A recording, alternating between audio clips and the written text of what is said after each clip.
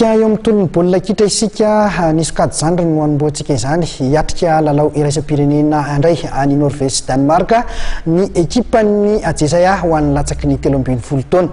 Ekipa telo mihitsy no nivondrona hiatrika ity faninarana ity eo ny Atletika sy ny zanaka avaratra miampy ny Ajesaya. Mitondra fanavana mikasika indrindra izay Andriamatora Velonarivo Jasmina filohan'ny Ajesaya. Tsika fifanana iraisam-pirenena moa ny Ajesaya amin'ny volana Jona iny.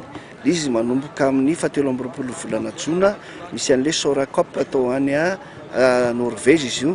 Avy eo zany manomboka amin'ny 1er Jolay ka hatramin'ny 17 Jolay dia misy tournoi anankiroa ndray Dana Cup dia misy tournoi iray koa Copenhague eo Danemark izay andraisan'ireto ankizy kely solitenan'ny Ajesaya anjara amin'io tournoi ireo.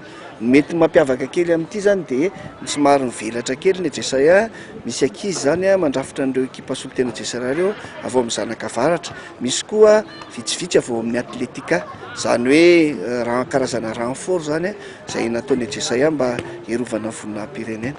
Sokajinina moa zany le ankizy reto dia aiza ho aiza ihany koa ny fanomanana amin'izay hoe club anankitelo no mitambatra ao anatin'ilay fandrafetana an'ilay ekipa hiatrika an'ilay faninanana iraisam-pirenena maromaro.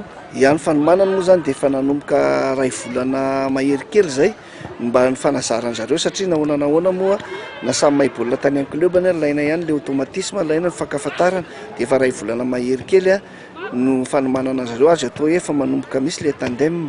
Ny sokajy taona mandray anjara amin'ity moa zany dia 14 taona midina, zany hoe misy 12 taona, misy 13 taona, misy 14 taona ao anatin'ireo sokajy taonareo.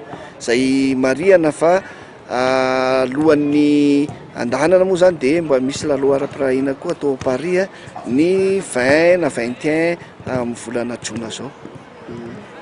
Hatraiza ny dingana eritreretina zany amin'ny faninanana?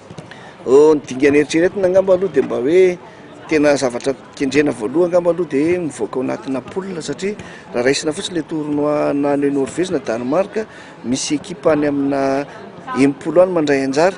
Noho izany zany mba eritreretina mba hoe hivoaka poule aloha ao anatin'io moa zany dia hita eo fa nanotanjona avy moa tsy mba hoe tafiditra ao anatin'ny karena mety andrombaka le amboara fa ny olona koa tsy jerijery fotony fa zay zany ny antony tena hoe manantena mafy dia mafy mba ho karazana hoe mba hitondra reharehan'ny malagasy ary reharehan'ny football gasy zany mba azo vokatra tsara. Izay azo atao moa zany ny resaka maximum.